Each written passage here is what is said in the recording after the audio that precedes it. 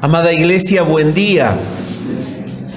La verdad que es un gozo el poder volvernos a reunir y tener esta actitud de adoración en esta mañana.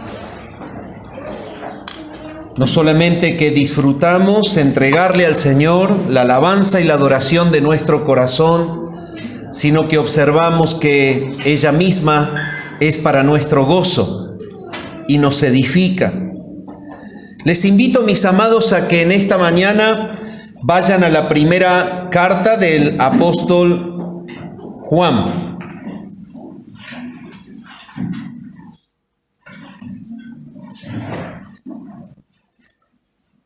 Primera carta de Juan, el capítulo 3. Y vamos a continuar con nuestra serie en esta mañana. Vamos a leer el párrafo que se extiende desde el versículo 11 al versículo 18. Primera Juan, capítulo 3, desde el versículo 11 al versículo 18. Dice así la palabra del Señor: porque este es el mensaje que habéis oído desde el principio, que nos amemos unos a otros,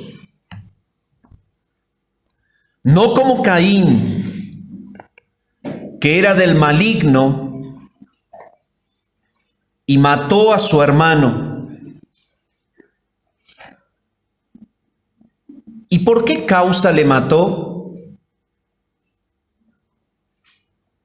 Porque sus obras eran malas y las de su hermano justas. Hermanos míos, no os extrañéis si el mundo os aborrece.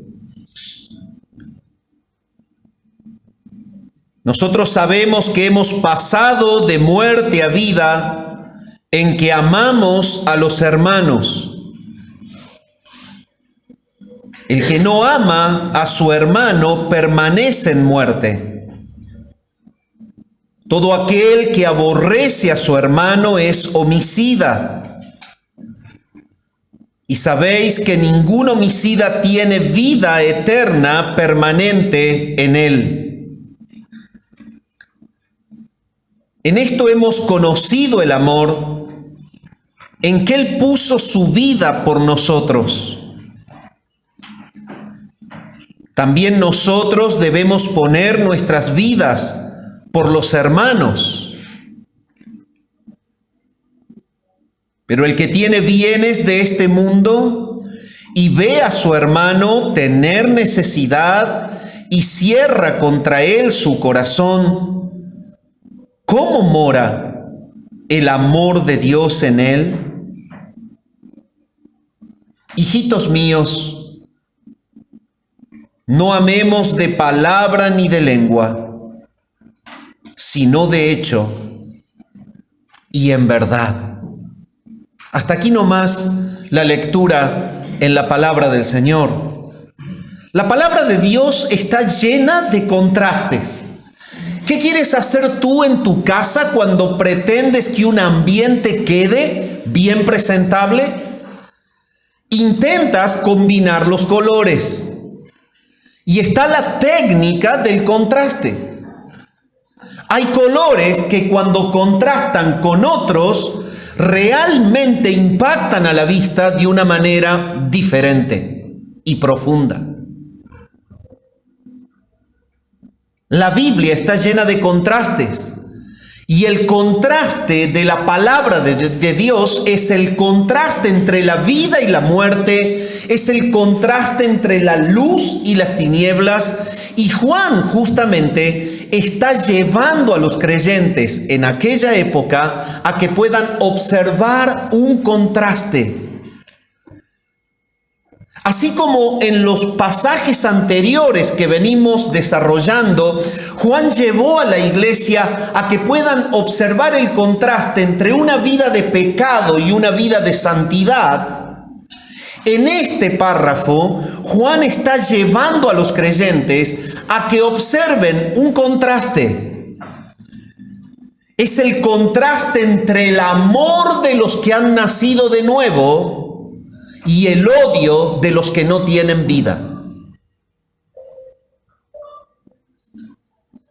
Y de la misma manera en que cuando tú pintas haciendo un contraste entre un color y otro, te causa bienestar observar el color que tú quieres que resalte, de la misma manera Dios ha planificado que sus hijos revelen la gloria del carácter de Dios haciendo contraste con el mundo. El sermón de esta mañana se titula Contraste entre los que aman y los que odian. Este sermón contendrá 3 puntos. El primero de ellos se titula Los hijos de Satanás asesinan a los hijos de Dios. Y se extrae de los versículos 12 y 14 del párrafo que hemos leído. El punto número 2 del sermón se titula Los hijos de Satanás odian a los hijos de Dios. Y se extrae desde el versículo 13 y 15 del párrafo que hemos leído.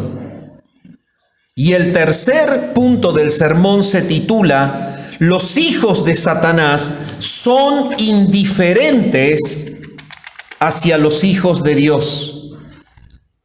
Y se extrae desde el versículo 16 al versículo 18.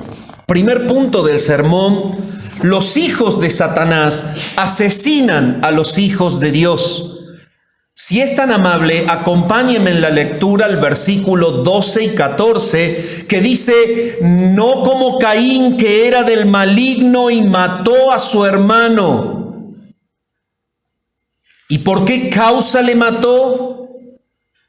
Porque sus obras eran malas y las de su hermano justas. Nosotros sabemos que hemos pasado de muerte a vida en que amamos a los hermanos. El que no ama a su hermano permanece en muerte. De esta manera Juan está haciendo el contraste, porque viene diciendo que nos ha sido dado un nuevo mandamiento, que nos amemos unos a otros. Y esto tiene cimiento en el problema con el que Juan estaba lidiando en ese momento en su auditorio original. El problema era que los gnósticos habían invadido con sus enseñanzas falsas la iglesia.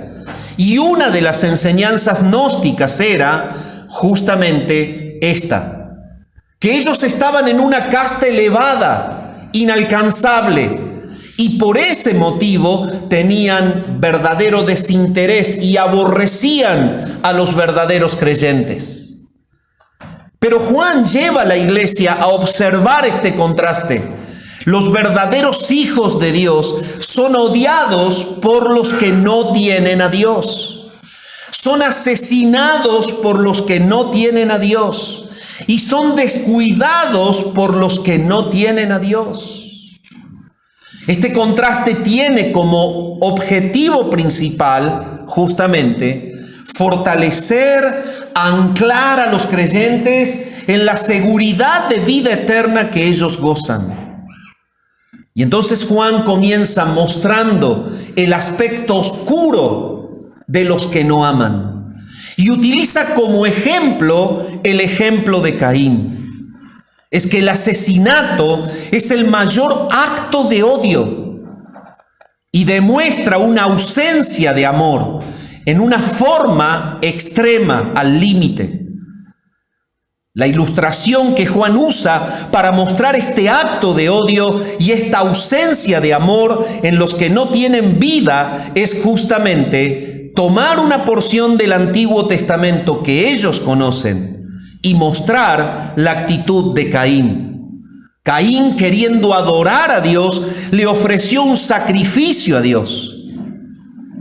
No obstante, a diferencia de su hermano Abel, Caín no le llevó a Dios un sacrificio que verdaderamente le plazca. Abel le había llevado a Dios un sacrificio animal.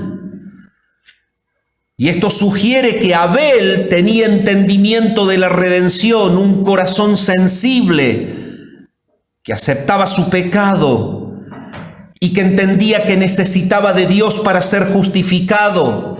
No obstante, Caín, con un corazón diferente y siendo labrador de la tierra, ofreció a Dios del fruto de la tierra, sin tener que mediar el derramamiento de sangre. Lejos de ser un verdadero adorador de Dios, Caín, tanto la desobediencia como el hecho de que mató a su hermano revelaban que él era un impío, que era un hijo del maligno. Revelaba que tenían un corazón en tinieblas. Génesis, el capítulo 4, y desde el versículo 2 al 8, menciona este estremecedor relato, el primer asesinato en la historia del mundo. Abel fue pastor de ovejas y Caín fue un labrador de la tierra. Y aconteció, dice la palabra, que andando el tiempo, que Caín trajo del fruto de la tierra una ofrenda a Jehová. Y Abel trajo también de los primogénitos de sus ovejas, de lo más gordo de ellas. Y miró Jehová con agrado a Abel y a su ofrenda, pero no miró con agrado a Caín y a la ofrenda suya. Y se ensañó Caín en gran manera y decayó su semblante. Entonces Jehová dijo a Caín: ¿por qué te has ensañado y por qué ha decaído tu semblante? Si bien hicieres, ¿no serás enaltecido? Y si no hicieres bien, el pecado está a la puerta. Con todo esto a ti será su deseo, y tú te enseñorearás de él. Y dijo Caín a su hermano Abel: salgamos al campo. Y aconteció que estando ellos en el campo, Caín se levantó contra su hermano Abel y lo mató. Y no como Caín. Veamos el contraste. No como Caín. Que Caín era del maligno significa que él pertenecía al reino de las tinieblas. Al igual que los incrédulos judíos que, así como Caín, odiaban la verdadera justicia y buscaban matar a Jesús. Cristo les declaró a ellos: vosotros sois de vuestro padre el diablo, y los deseos de vuestro padre queréis hacer. Él ha sido homicida desde el principio y no ha permanecido en la verdad, porque no hay verdad en él. Cuando Juan habla y dice que era del maligno Caín, utiliza el término poneros, un griego que tiene una intensidad superior a kakos o kakia, que es maldad. Poneros es una maldad decidida, agresiva y ferviente, que se opone completamente contra todo lo que es bueno. Si usted es tan amable, puede buscar 1 Pedro capítulo 5 y el versículo 8 y puede ver la expresión allí: sed sobrios y velad, porque vuestro adversario el diablo, como león rugiente, anda alrededor buscando a quien devorar. Esta es la idea que transmite el texto allí. Y de la mano Juan está llevando a la iglesia al contraste. Ellos tienen esto en su corazón, porque están en tinieblas, porque no hay en ellos un corazón regenerado, porque no tienen el amor de Dios en ellos. Pero el contraste, lo que mostrará su error, es que ustedes se amen.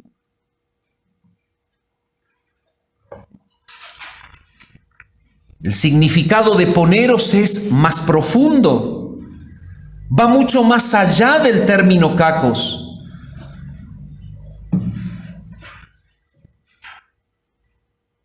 Por eso Juan está diciendo, Caín mató a su hermano. Y esta es una expresión, una variante en el griego del término spasó, que significa carnicería o masacre. Al ser del maligno, lo que pudo surgir de él es una masacre. Se ensañó contra su hermano, al punto que lo llevó al campo y de una manera traicionera lo lastimó para quitarle la vida.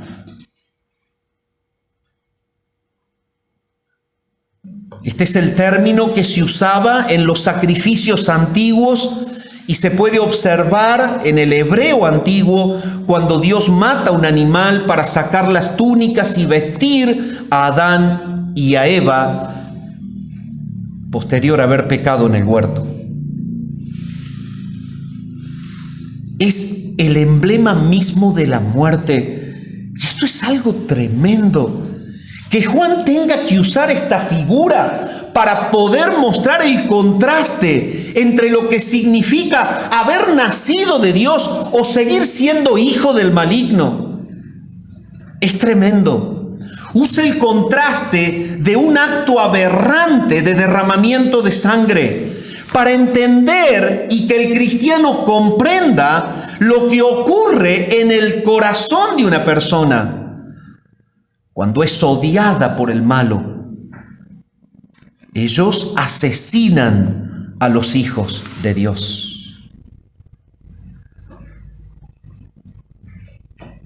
La pregunta de Juan que sigue en el versículo, en el desarrollo expositivo, es una pregunta retórica. ¿Y por qué causa le mató? Y es fácilmente contestada. Lo contesta la misma caracterización general de Caín, porque sus obras eran malas y las de su hermano justas. No hay otra explicación. Caín era malo, odiaba tanto la justicia que mostró su injusticia, matando a su propio hermano justo.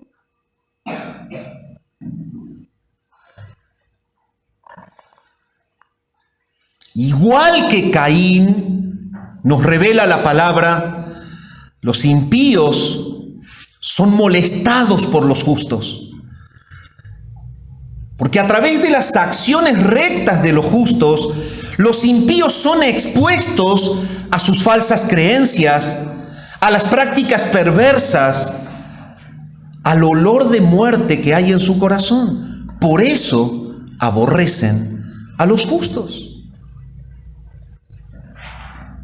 La palabra de Dios es clara cuando nos dice que nosotros somos olor de vida para los que se salvan, pero que somos olor de muerte para los que se pierden.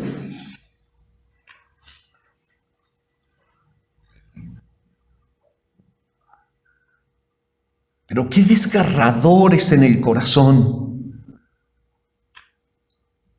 cuando observamos entre hermanos en una congregación esas actitudes.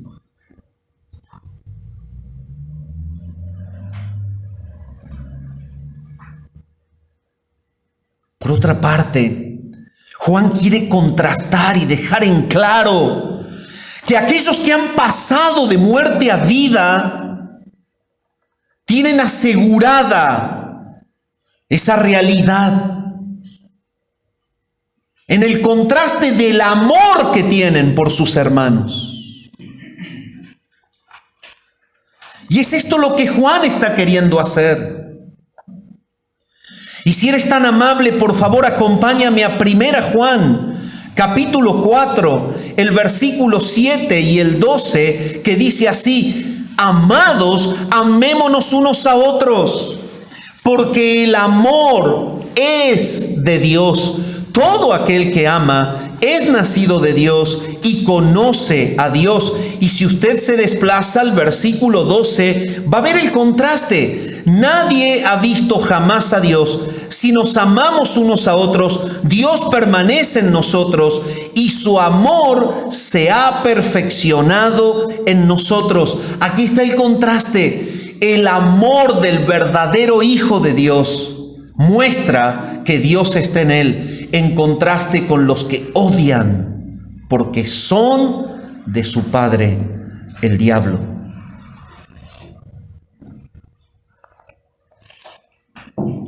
El nuevo nacimiento que nos revela Juan mismo, pero en su Evangelio, en el capítulo 3 y el versículo 8, cuando nos dice: el viento sopla de donde quiere y oye su sonido, mas no sabes de dónde viene ni a dónde va. Así es todo aquel que es nacido del Espíritu. Ese nuevo nacimiento, esa obra milagrosa de Dios llegando a nuestra vida y haciéndonos nuevas criaturas, nos concede vida a los que estábamos espiritualmente muertos.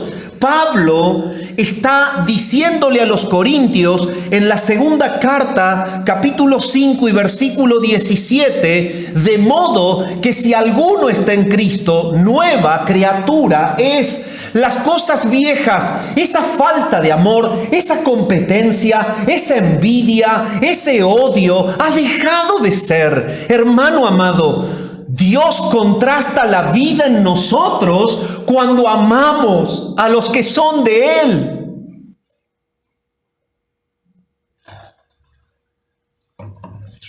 Ese nuevo nacimiento, esa resurrección espiritual, convierte el odio de la muerte, convierte toda la maldad de la vieja naturaleza en una nueva pintura, la que muestra el carácter de Jesús. Y eso se lo puede observar a lo lejos. Qué bendita es la experiencia y la práctica del creyente, que cuando es agredido porque otro hermano estaba con un mal día, o porque descuidó los medios de la gracia y no leyó ni oró, quizás recibió un ataque de él en ese día, pero su amor por Cristo es su amor por ese hermano. Es por esto que el nuevo nacimiento convierte actitudes que son odiosas y hasta asesinas en actitudes incomprensiblemente amorosas. Y si usted es tan amable, vaya a la carta de Pablo a los Colosenses, el capítulo 2.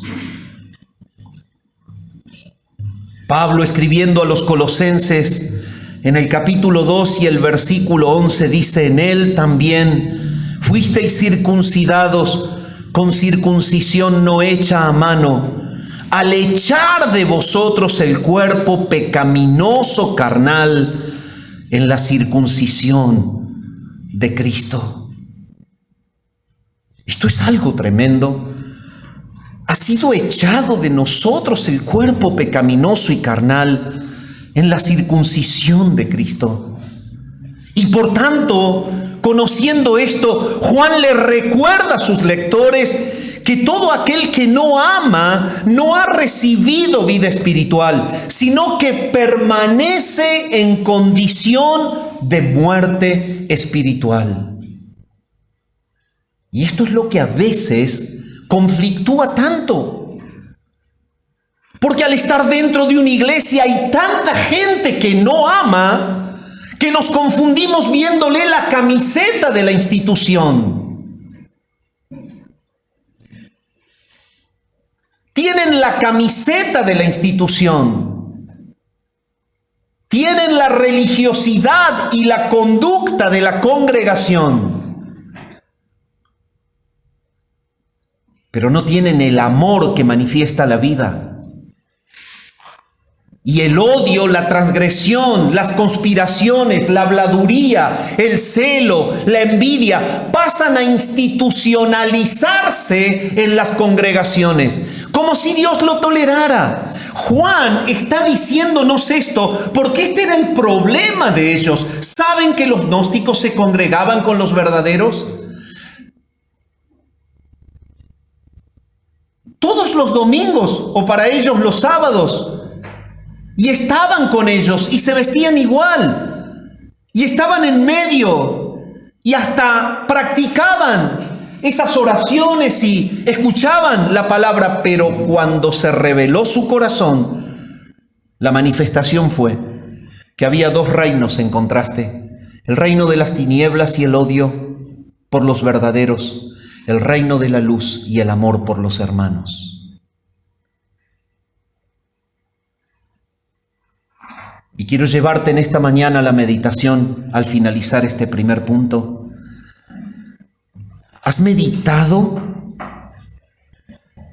en que el amor de los unos hacia los otros es un mandamiento y no una opción?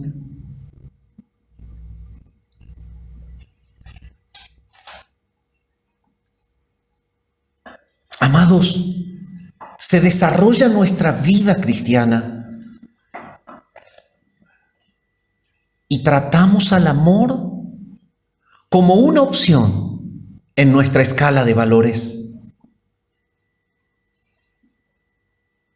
No obstante, la opción no existe en la Escritura. Un nuevo mandamiento os doy, que os améis unos a otros.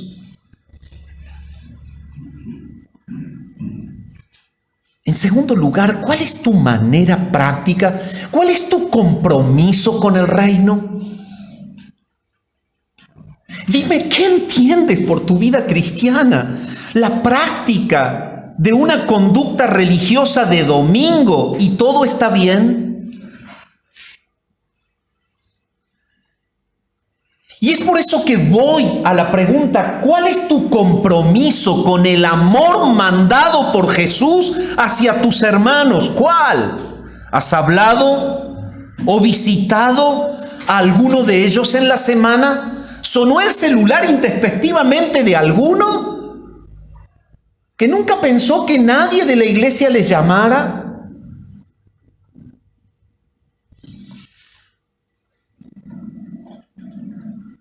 O la puerta cuando suena y hay alguien afuera. O quizás, si no quieres caer intempestivamente, puedes acordar. Un WhatsAppito por allí soluciona ese problema en los medios de hoy.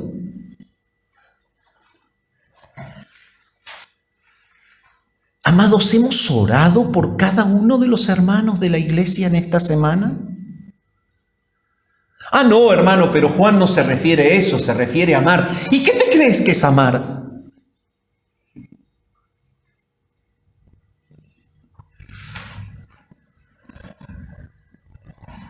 Pero también Juan en este primer punto hace un llamado a que entendamos la realidad espiritual.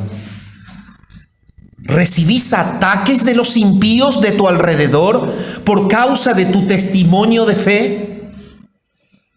Cierta vez atendí a una persona en la consejería que estaba sumamente entristecida, hasta prácticamente depresiva, porque sus amigos del mundo no lo hacían parte.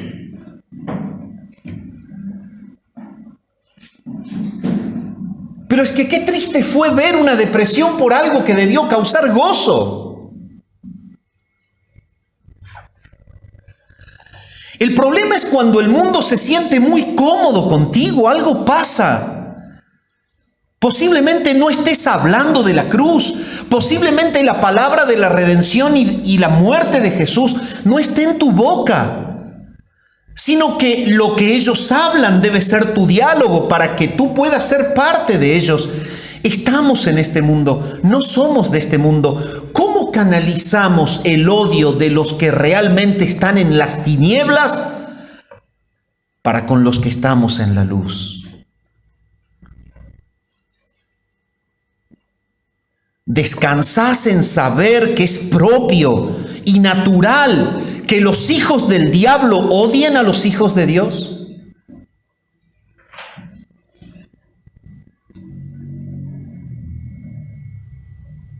Pero también Juan nos lleva a meditar esto. Dime, mi hermano, y séte sincero con esto, como tuve que serme sincero cuando estaba en mi biblioteca preparándome para hablarles. ¿Hemos tenido alguna vez inclinación en el corazón en matar emocionalmente a algún hermano?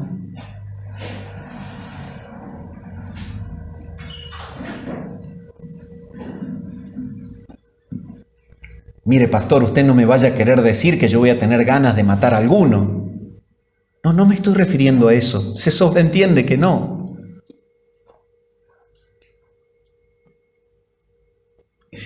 Juan está usando la figura de un asesinato físico para retrasladarlo al concepto del asesinato emocional.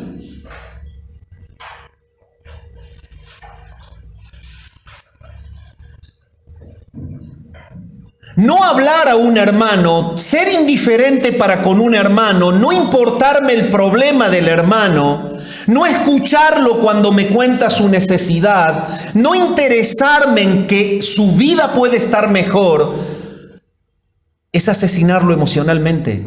Es como cuando la familia le hace vacío a un miembro. No lo hablan, no se juntan, no se interesan, lo matamos. No lo mataron con un arma, lo mataron en su emoción.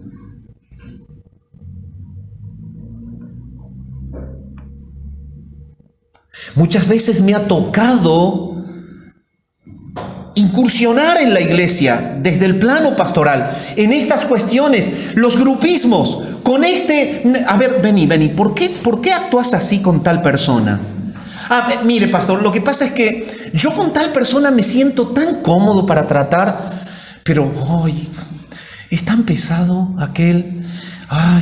Pero es que no lo trago, como dicen los chicos, otros dicen no lo aguanto, otros dicen no lo soporto. Hermano, no seamos como Caín, que era del maligno. Hay un gran desafío. No podemos practicar el asesinato emocional bajo ningún punto de vista. ¿Por qué? Porque hemos nacido de nuevo. ¿Por qué? Porque somos regenerados. ¿Por qué? Porque el odio y la maldad propia del infierno y de la muerte fueron cambiados en el amor propio de la vida que hay en el reino de Cristo.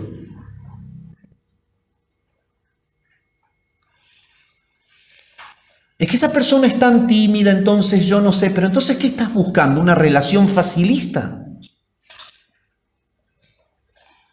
Si la persona es tímida, acércate, esforzate para ayudarla a superar su timidez. Si la persona no sabe hablar o no sabe expresarse, acércate y orá por ella. Visítalo una semana, léele la palabra, busca algo en la Escritura que lo ayuden a lidiar contra su problema porque es tu hermano. No nos dejemos llevar por la comodidad de establecer vínculos que egocéntricamente nos hagan sentir bien. Estamos en un reino en el cual debemos servir para la gloria de Dios y amar como Cristo nos amó. ¿Te imaginas si el Señor desde la cruz hubiera dicho, me saco este clavo porque Ariel es así? Se lo sacaba a todos y se bajaba. Me saco la corona y no voy a morir ni voy a amar de esta manera porque fulano, sultano y mengano es así, así, así. Yo voy a morir por el que cómodamente me gusta morir. No hubiese habido muerte. Todos tenemos algo. Todos necesitamos de todos, todos somos falibles, todos tenemos defectos emocionales, problemas de relación, todos a veces lidiamos para poder relacionarnos de la mejor manera, pero es el Evangelio el que provoca en nosotros una práctica del amor que glorifica al Señor. Segundo punto del sermón, los hijos de Satanás odian a los hijos de Dios. No solamente los asesinan. Y si es tan amable, lea usted el versículo 13 y el 15. Hermanos míos, no os extrañéis si el mundo os aborrece. Versículo 13. Fíjese el contraste con el 15. Todo aquel que aborrece a su hermano es homicida. Y sabéis que ningún homicida tiene vida eterna permanente en él. Y a los ojos de Dios, el odio es el equivalente moral del asesinato. De ahí que todo aquel que aborrece a su hermano, lo dice acá el pasaje, es homicida. ¿Te das cuenta? Es la figura de un acto material, pero proyectada hacia una realidad de relación.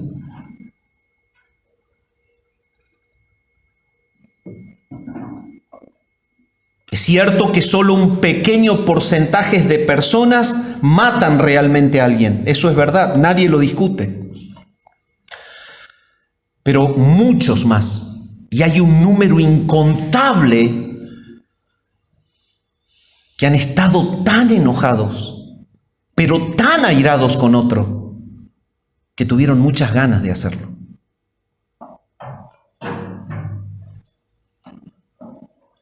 Si las circunstancias hubiesen sido favorables, lo hubiesen hecho.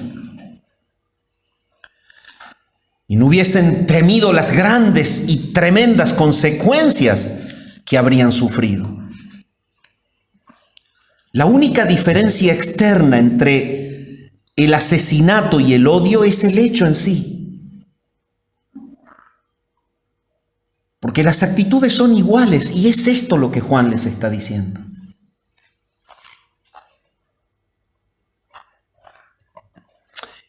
Recuerde usted en el Sermón del Monte cuando Jesús dejó esto en claro.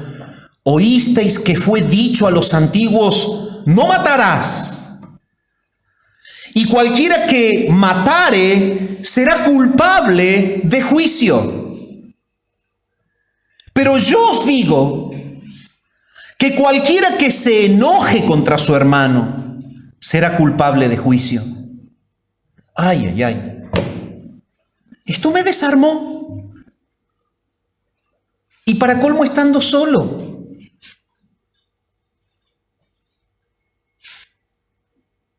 Esto me desarmó. No, pastor, pero este sermón no es para mí. La verdad que no, yo nunca me enojé contra un hermano. Hace memoria.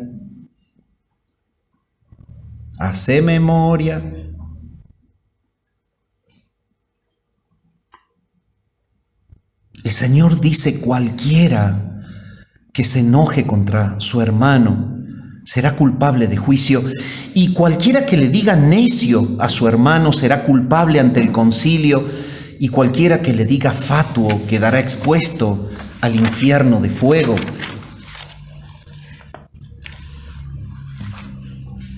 Los pecadores impenitentes, los que no son convertidos, serán eternamente condenados por sus actitudes habituales de odio para con sus hermanos. A pesar de que no se traduzca esto en un puñal y en una lastimadura que desangre al otro. Yo no mato a nadie, yo no robo, Pero hermanos, vamos a lo profundo que debe provocar el Evangelio. Y es lo que Juan está diciendo allí. Cuidado con lo que superficialmente es tolerado. Está bien, no asesinas a un hermano, pero guardas rencor, odio. Tu relación está cortada porque hay algo en tu corazón en contra de él. Juan le advierte a sus lectores que aunque fueron transformados para amar a otros, creyentes e incluso a no creyentes, no debían extrañarse de que el mundo los aborreciera. Debemos amar a pesar de que nos odien. Ese es el contraste entre la luz y las tinieblas. El Señor se encargó de decirlo: si hacemos bien a los que nos aman, ¿qué recompensa tenemos? Y en lugar de horrorizarnos por la posición que toma el mundo en contra nuestro, nosotros como creyentes debemos esperar que sea así. Porque el mundo no tiene nada en común con el reino de Dios, y de ahí viene la bronca.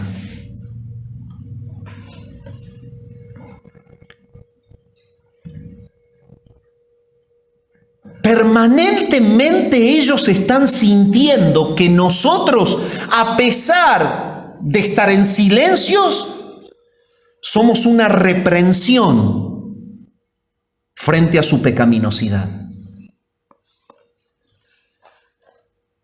Cuando el creyente está viviendo en santidad y conectado con su compromiso de evangelización y viviendo bajo una santidad característica del Espíritu de Dios controlando su vida es molesta para con el que peca deliberadamente. Y por eso nos odian.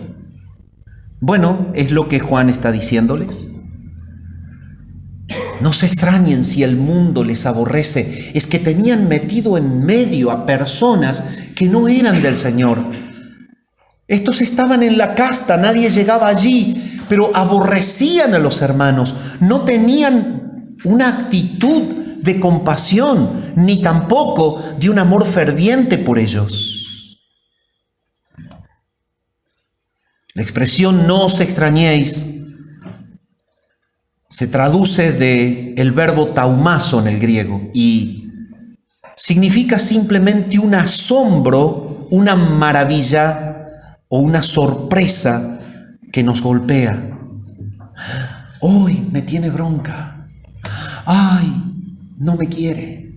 Ay, no me hacen parte. Uy, no puedo estar como los otros. Pero es que tú estás en un lugar al cual no perteneces. Nosotros debemos llevar el Evangelio sin esperar que el mundo nos haga parte de ellos. Debemos llevar el Evangelio esperando que no nos hagan parte de ellos. En el aposento alto, el Señor Jesús le prometió a los apóstoles que el mundo los aborrecería. Se los aseguró. Él les dijo, los van a aborrecer. Si el mundo los aborrece, sepan que a mí me ha aborrecido antes que a ustedes. Si fuerais del mundo, el mundo amaría lo suyo, dijo Jesús. Pero porque no sois del mundo, antes yo os elegí del mundo, por esto el mundo os aborrece. Y el que me aborrece a mí, también a mi Padre aborrece. Es tremenda la declaración de Jesús. Si yo no hubiese hecho entre ellos obras que ningún otro ha hecho, no tendrían pecado. Pero ahora han visto y han aborrecido a mí y a mi Padre. Pero esto es para que se cumpla la palabra que está escrita en su ley. Sin causa me aborrecieron.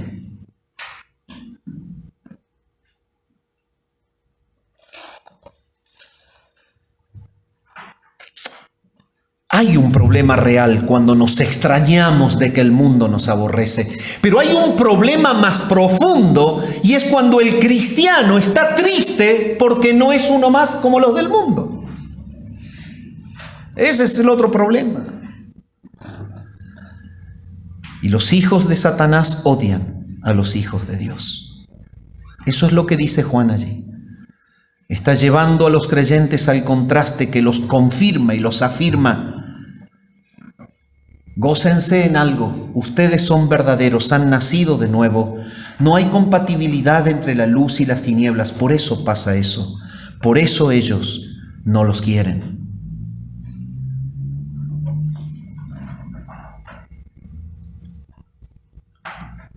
La historia de la redención contiene muchos ejemplos de persecución del mundo hacia el pueblo de Dios.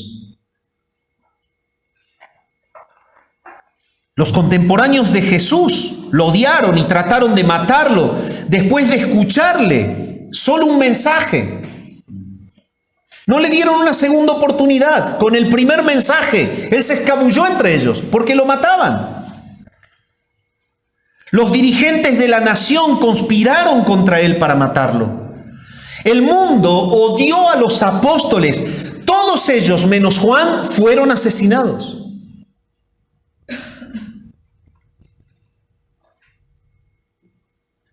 Los enemigos del Evangelio están cumpliendo el protoevangelio de Génesis. Dios ya lo dijo, predicándole el Evangelio a los dos primeros pecadores. Tú le vas, o la simiente que van a hacer de la mujer le va a herir a la serpiente en la cabeza, pero la serpiente herirá en el calcañar. Y es esto lo que vivimos hasta el día de hoy, el cumplimiento de lo que el Señor habló en el protoevangelio. Los hijos del diablo odian a los hijos de Dios. No te debes asombrar de que esto ocurra.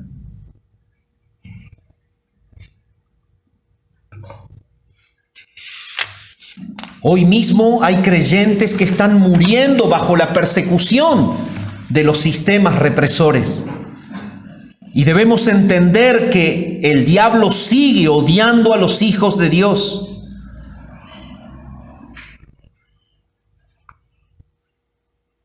Juan les recuerda a ellos y les dice, escuchen, ningún homicida tiene vida eterna permanente en él. Este es el contraste que los confirma. Ellos son así porque no tienen vida. Significa que aquellos que se caracterizan por actitudes de odio y con regularidad tienen en ellos ideas asesinas, evidencian que tienen un corazón no regenerado. A menos que se arrepientan, ellos van a perecer eternamente. Y quiero llevarte a la reflexión en esta mañana. ¿Has desarrollado la capacidad de orar por el que te persigue y te ultraja?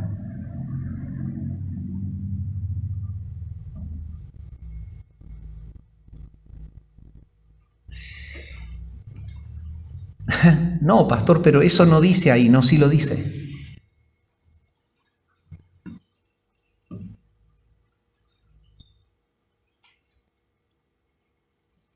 Somos nacidos de nuevo para amar a los que nos aman como a los que nos aborrecen. Sin que el aborrecimiento y el odio de los que están en tinieblas nos causen ningún tipo de inestabilidad emocional. Solo debemos devolver con el amor del Evangelio sus actitudes de odio.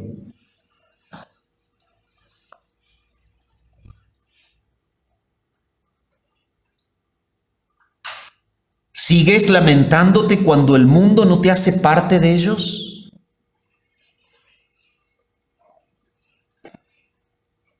Pero también Juan les dice, hermanos, ni se les ocurra a ustedes vivir como ellos. Les he escrito que se amen unos a otros. No sean como ellos. Amados, ¿hay algún sentimiento de aborrecimiento por algún hermano en Cristo? Por favor, pensalo. Alguien que realmente te cuesta tratar, te cuesta amar. Dios dice que no se tiene vida eterna permanente en él. Cuando este sentimiento se enquista y es una práctica permanente, es un síntoma de que no hay vida, no hay regeneración. Es posible de que estés luchando en la relación con alguien. Arrepiéntete en esta mañana. Si has sentido negatividad para con un miembro del cuerpo de Cristo, pide perdón.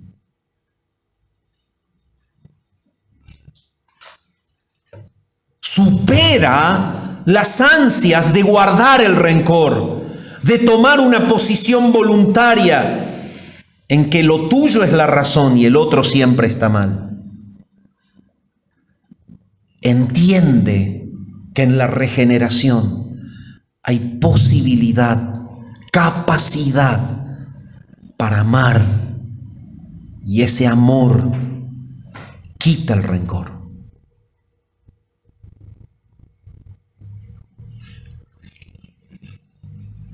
¿Alguna vez has dicho, ese hermano no lo puedo ni ver? Ay, no lo puedo ni ver. Y la mano así, ¿no? Porque siempre es así el gesto.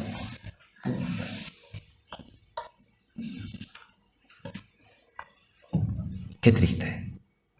Pongas la mano así o pongas la mano así, el corazón está en pecado. Arrepiéntete. Aún estás a tiempo. Dime, ¿qué compromiso tienes de oración por los que están siendo perseguidos? Sí, es verdad que el mundo nos aborrece, quizás nos bajan por ahí algún mensaje de YouTube en donde decimos la verdad con respecto a la ideología de género y a todas esas cosas diabólicas que hay hoy, y lo vamos a seguir diciendo.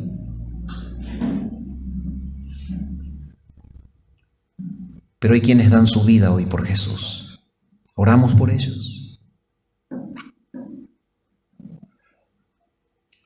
En tercer lugar, los hijos de Satanás son indiferentes hacia los hijos de Dios. Si es tan amable, revise los versículos 16 al 18. En esto hemos conocido el amor, en que Él puso su vida por nosotros. También nosotros debemos poner nuestra vida por los hermanos.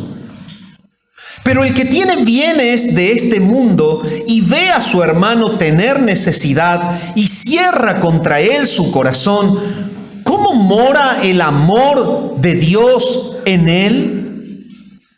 Hijitos míos, no amemos de palabra ni de lengua, sino de hecho y en verdad. Y quiero detenerme aquí para graficar este texto. Y los voy a llevar y los voy a retrotraer a 4 décadas atrás. A una serie televisiva que es famosa hasta el día de hoy por su humor sano. ¿Cuál será? El Chavo del Ocho. Pastor, ¿va a hablar del Chavo del Ocho? No, no voy a hablar del Chavo del Ocho. Voy a hablar de una enseñanza que pude ver en el Chavo del Ocho. En una de las escenas se había juntado el enamorado profesor Girafales con su amada doña Florinda. Y como siempre, lo había invitado a tomar una tacita de café. Y él le había dicho que si no era mucha molestia. Pasó ella primero que él. Y entonces fueron a su departamento y se pusieron a comer. Pero el chavo estaba con Kiko y otros más ahí. Y entonces se sirvieron unas masitas dulces, café, y ellos como adultos conversaban placenteramente, como dos enamorados, de ese tema, el tema del hambre de los demás, el tema de la necesidad de los niños pobres en el mundo, el tema de todos los que no tienen qué comer, y estaba el chavo allí sentado viendo cómo la mano de ellos sacaba las galletas. Y el diálogo seguía, y sacaban otra, y el diálogo seguía, y sacaban otra, y el diálogo seguía, y sacaban otra, y el diálogo seguía, y se terminaron las masitas dialogando sobre la cantidad de pobreza y de chicos pobres, pero no fueron capaces de darle una a él.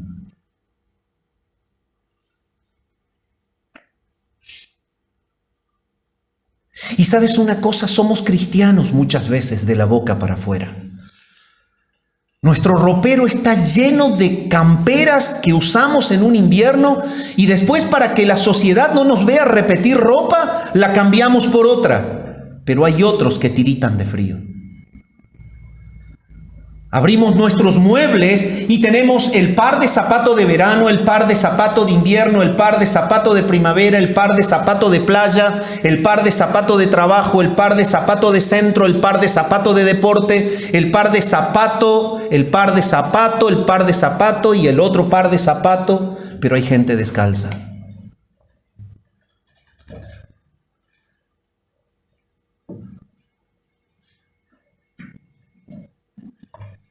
La frase "en esto hemos conocido el amor" vuelve a afirmar el amor verdadero como la característica sobresaliente del cristiano. En esto hemos conocido el amor.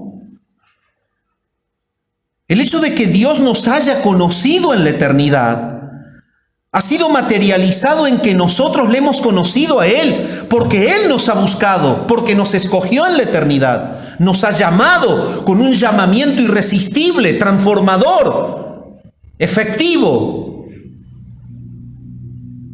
Nos ha hecho sus hijos porque lo fuimos en su corazón en la eternidad. Es un plan eterno y perfecto, el cual debe dar un resultado perfecto, y ese resultado perfecto es el contraste del amor de los que han sido conocidos por Dios, en contraste con la insensibilidad de los que no tienen a Dios.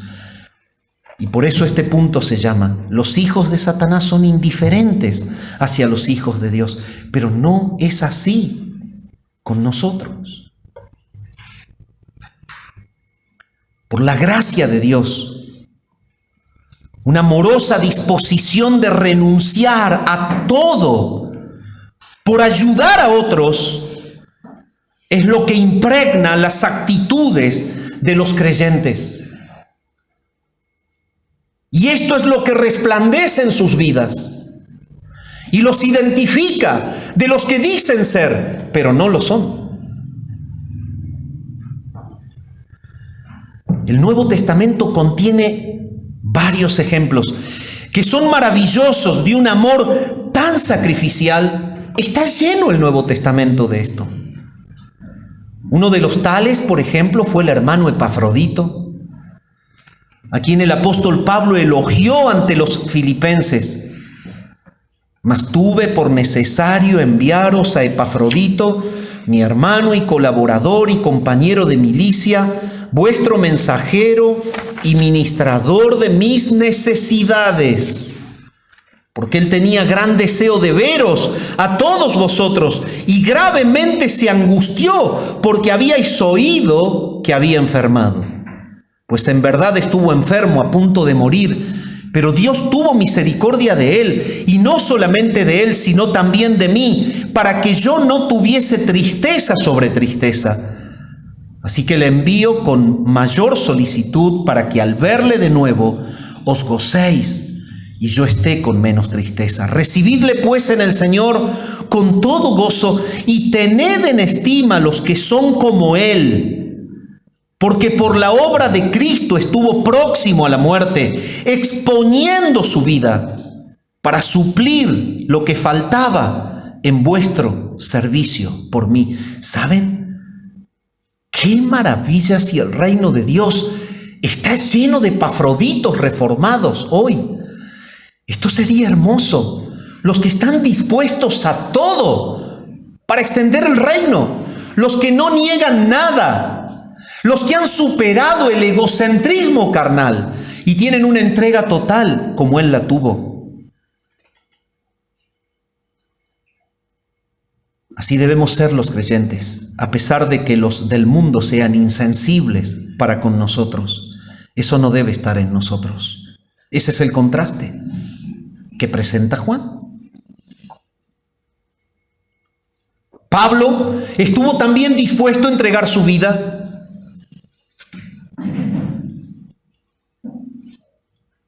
Él lo pudo decir: para mí el vivir es Cristo y el morir es ganancia. Hay una disposición plena, nada lo ata. Todo es para Él. Todo es para el Señor. El vivir es Cristo, el morir es ganancia.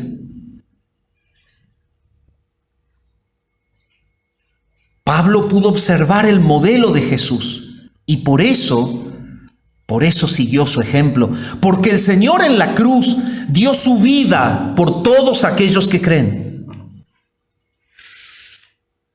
Entonces es lo que dice Juan, que el Señor puso su vida por nosotros. Por eso nosotros debemos dar la vida por los hermanos. Y es el contraste, está diciéndoles: vean cómo contrasta la verdad del nuevo nacimiento para con la mentira de los que no tienen a Dios. Los que son de Cristo dan todo por sus hermanos, pero ellos son insensibles. ¿Por qué? Porque no son verdaderos. Los gnósticos no son del Señor. Eso les decía Juan a través de toda esta enseñanza.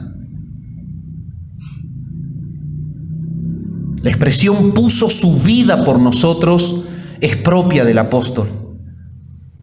Por ejemplo, en San Juan 10, 11, 15, 17, 18, no lo voy a buscar, pero son textos en donde en el Evangelio Él habla de que Jesús puso su vida por nosotros.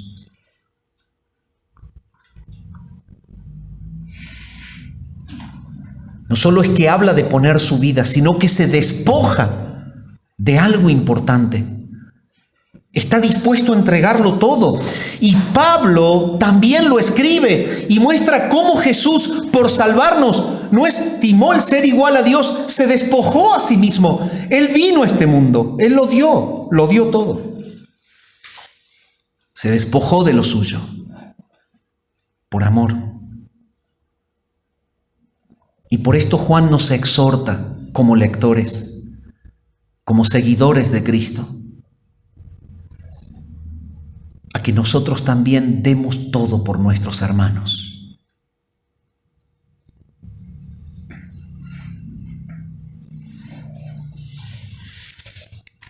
Usted me dice, pastor, pero yo no he visto en la iglesia a alguien que haya puesto la vida, que se haya dejado matar por su hermano. Yo creo que el texto se explica solo. Porque más abajo dice claramente, el que está dispuesto a aún dar su vida, a pesar de que el hecho concreto no ocurra, lo va a practicar a ese nivel de entrega y de amor profundo, al hecho de que no va a existir en la comunidad de los salvos alguien que le falte algo, que necesita.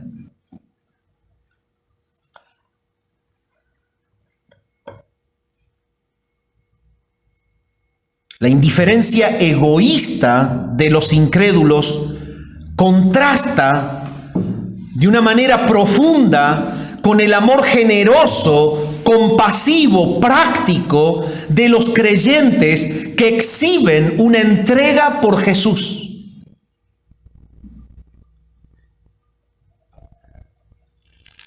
Estamos desesperadamente enfocados en el progreso personal.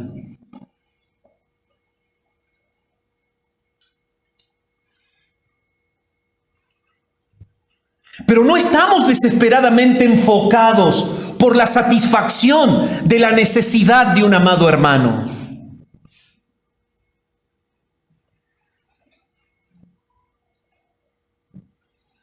Vamos detrás del engaño que nos impone el sistema. Si no tenés, no sos y no valés.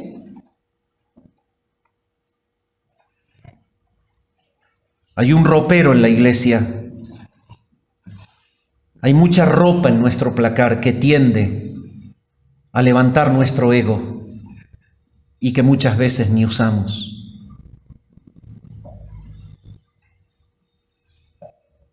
Hay gente que no sabe con qué taparse en un invierno, pero amontonamos frazadas. Hay niños con el dedo y la uña afuera y con un pie congelado de frío, cuando no sabemos qué hacer con lo que tenemos en el ropero.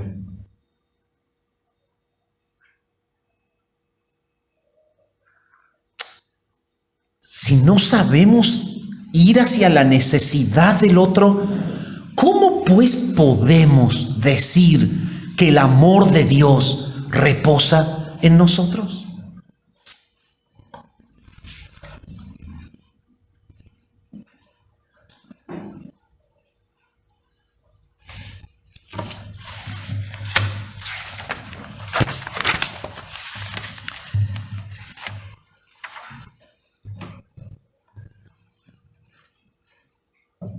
Hijitos míos, dice Juan, debemos tener cuidado de algo. ¿Saben de qué? No amemos de palabra ni de lengua, sino de hecho y en verdad. No basta que una persona profese decir que ama a otros. Todos decimos que amamos a otros, porque eso suena lindo. Eso suena lindo. Es más, es como el eslogan de ingreso a una comunidad evangélica. De hecho, es como la escoba que nos barre la tierra del camino para poder entrar por la puerta ancha. El punto es que el Señor sabe si eso es verdad o no en nosotros. Y eso es lo que dice Juan. Y esto es algo que realmente golpeó mucho mi corazón al prepararme.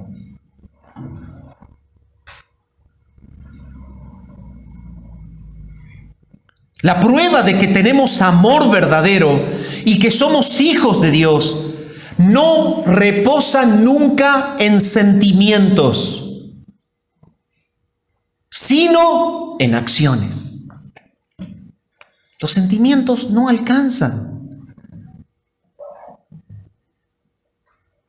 Si hay una persona que no tiene qué comer, su dolor de estómago de hambre no lo calma tu compasión por su necesidad. Lo calma un buen pollo con papas fritas, o un alpargatón de milanesa con lechuga y tomate, un lomito, un sándwich.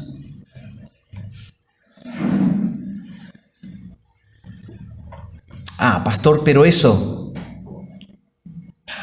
no es para nosotros hoy. Dime, ¿qué hizo el Señor con la multitud cuando llegó el mediodía?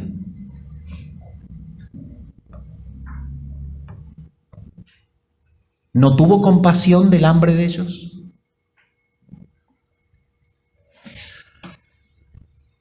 Bueno, pastor, yo lo voy a hacer solamente por los creyentes. ¿Y cuántos los eran entre los 5,000? Pero todos comieron de lo mismo.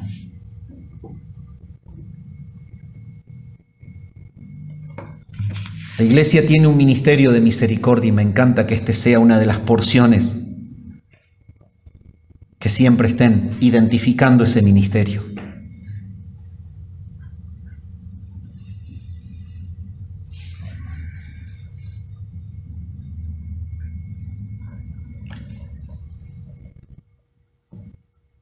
Por tanto, para Juan, las diferencias entre los hijos de Satanás y los hijos de Dios no pueden ser más distintas. No poseen vida eterna quienes asesinan, odian y por hábito son egocéntricos, son indiferentes a las necesidades de otros. Esta era la marca de los gnósticos, no había vida en ellos. Pero aquellos que, como parte de haberse arrepentido de sus pecados y haber puesto la confianza en Cristo, han sido regenerados y han renunciado a las actitudes de asesinato, de odio y a la indiferencia fría y egoísta. Esa es la vida de los que tenemos vida eterna. Entonces ahora somos sensibles para con los demás.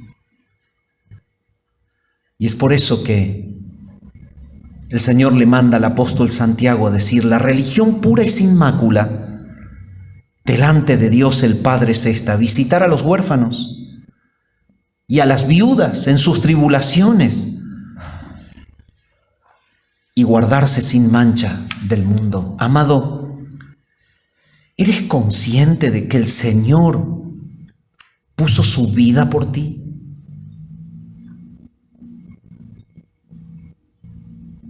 Dime, ¿te has olvidado que estas son tus raíces, de que alguien te ha dado ingreso en el reino por pura gracia, pero despojándose de todo el valor de lo que tenía? Él puso su vida por ti.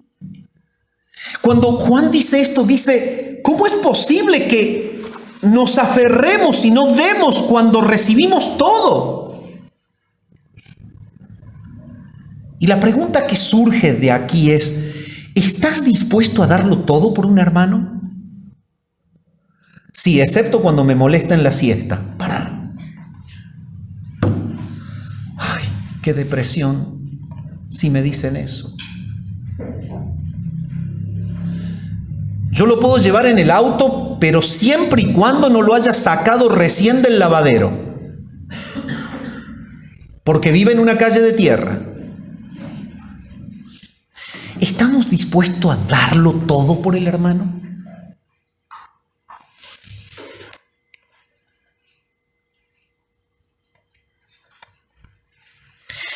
¿Cuál es hoy la apertura real de tu corazón a las necesidades concretas de ellos? Y pastor, ¿qué voy a hacer saber yo las necesidades de ellos? ¿Sabrán ellos sus necesidades? Visítalo. Visítalo. ¿Qué haces cuando te querés recibir en una carrera? Pasás al frente de la facultad y decís, recorriendo la vereda de la facultad durante 6 años voy a obtener mi título, sin entrar nunca. ¿Puedes? Tienes que ingresar. Y tienes que sudar y quemarte los ojos y pelarte el seso, si no, no vas a tener notas y no te van a dar tu diploma. Si tú no vas con interés de hacer algo, no lo vas a lograr nunca. Dime, no puedes satisfacer las necesidades que no conoces. No puedes conocer necesidades con el que no hablas. No visitas ni te interesas.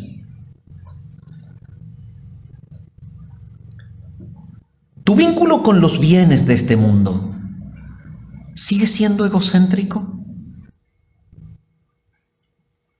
Expresiones que revelan el egocentrismo son estas.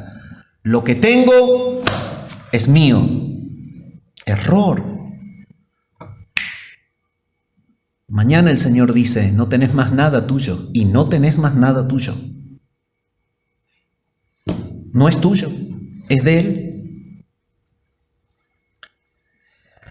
¿Eres sensible a la necesidad de ellos?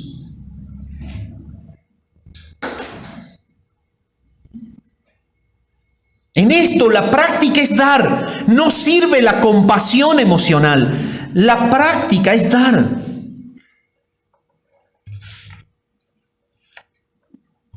¿Eres consciente de que si hay insensibilidad a la necesidad ajena, es revelador de que el amor de Dios no mora en ti?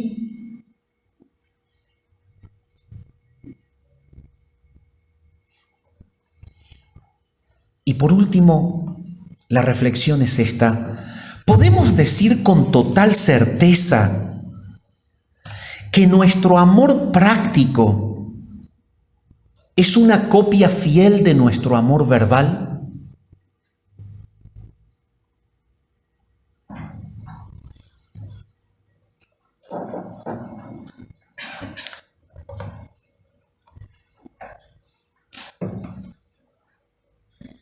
Qué hermoso que nuestro amor práctico sea la fotocopia del que decimos tener.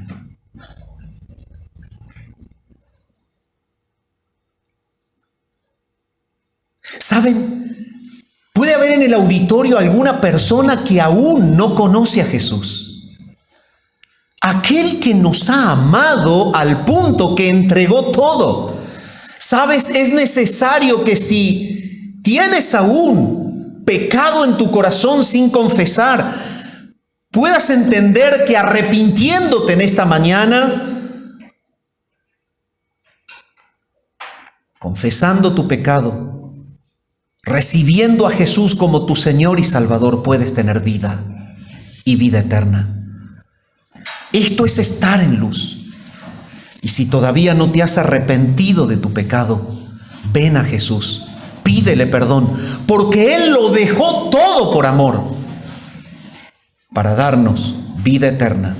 Se hizo hombre y pagó en la cruz el precio de la deuda del pecado que no podíamos pagar.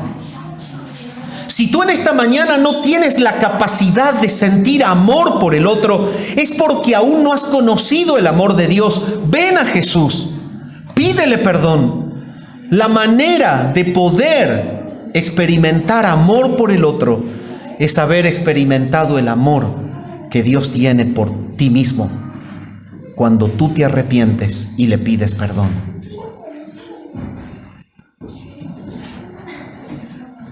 El Señor en esta mañana te está llamando. Arrepentíos y creed en el Evangelio. Padre amado, gracias por tu palabra en esta mañana. Gracias, Señor, por los escritos de Juan que nos llevan a asegurar nuestra realidad eterna en el contraste entre el amor y el odio. El amor de los que han nacido de nuevo en contraste con el odio de los que están en tinieblas.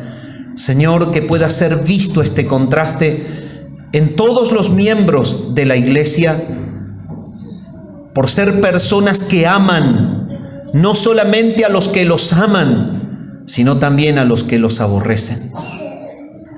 Oramos al Padre, en el nombre de Jesús. Amén.